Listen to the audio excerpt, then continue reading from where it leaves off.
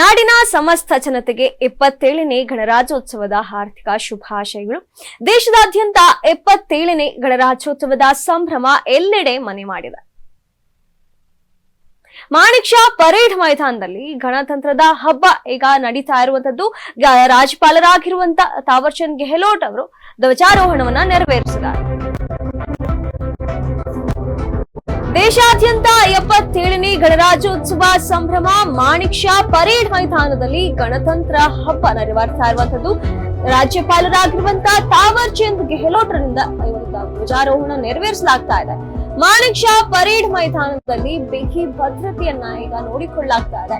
ತೆರೆದ ಜೀಪ್ ನಲ್ಲಿ ರಾಜ್ಯಪಾಲರಿಗೆ ಗೌರವ ವಂದನೆಯನ್ನ ಸಲ್ಲಿಸಲಾಗುತ್ತೆ. ಗೌರವ ವಂದನೆಗೆ ಈಗ ಸ್ವೀಕರಿಸಿದ್ದಾರೆ ರಾಜ್ಯಪಾಲರಾಗಿರುವಂತಹ ತಾವರ್ ಚಂದ್ ಗೆಹ್ಲೋಟ್ ಅವರು.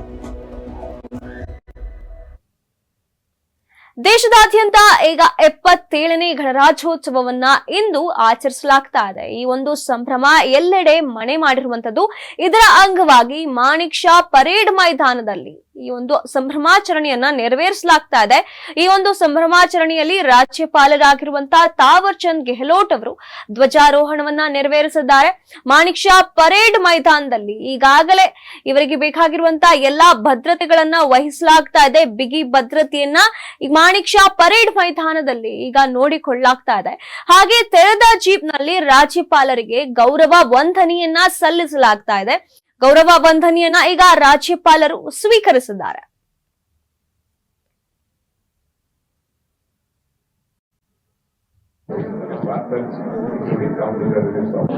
ಎಲ್ಲರಿಗಿಂತ ಮುಂದೆ parade commander lieutenant colonel Shri V Jagdale ಅವರೊಂದಿಗೆ ಎರಡನೇ ಸ್ಥಾನದಲ್ಲಿ ಮೇಜರ್ ಶ್ರೀ ರಿಷಬ್ ಗುಪ್ತಾ ವಂದನೆ ಅರ್ಪಣೆಯಾಗ್ತಿದೆ.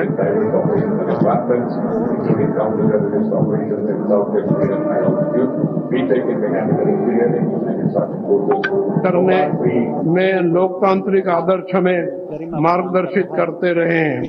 देश की भलाई में राष्ट्रभक्ति और एकता की भावना योगदान दे. आइए संविधान की शक्ति का उपयोग करते हुए सुरक्षित, सामंजस्यपूर्ण और समृद्ध कर्नाटक और भारत का निर्माण करें और हमारे आदर्श गणराज्य प्रणाली को और सुदृढ़ बनाएं.